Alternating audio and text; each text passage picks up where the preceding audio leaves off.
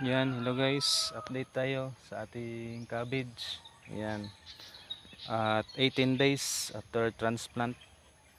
Yan, activity namin ngayon, drench. Yan, ikalawang application ng fertilizer, Unique 16. Yan, so drench kami guys using knapsack sprayer. So ito na yung cabbage natin at 18 days after transplant. Yan. At 18 days. Yan.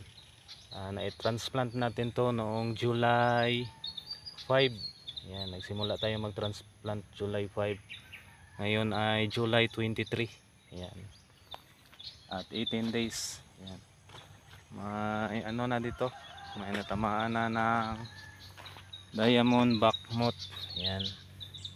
Tamaan ng diamond backmoth. Ngunit pa-recover na. So dalawa lang kami ngayon. Drench. Yan. Drench kami.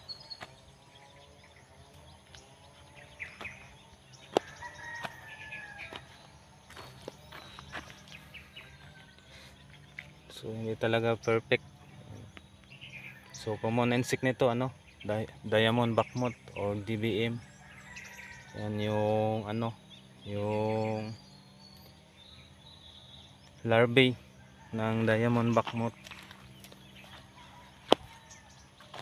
So insecticide namin dito Bixar at saka Pegasus. Yan. Saka na kami magbigay ng Exalt pag mag 1 month na siya, patungo na mag-ball para medyo makatipid-tipid ng kaunti. At so far maganda naman yung iba. Yan. Kakaunti lang yung natamaan, tapos yung udlot niya yan pa-recover na. Yan. So yan lang guys, pasilip short video sa ating cabbage. Yan. So yan lang, happy farming, work smart.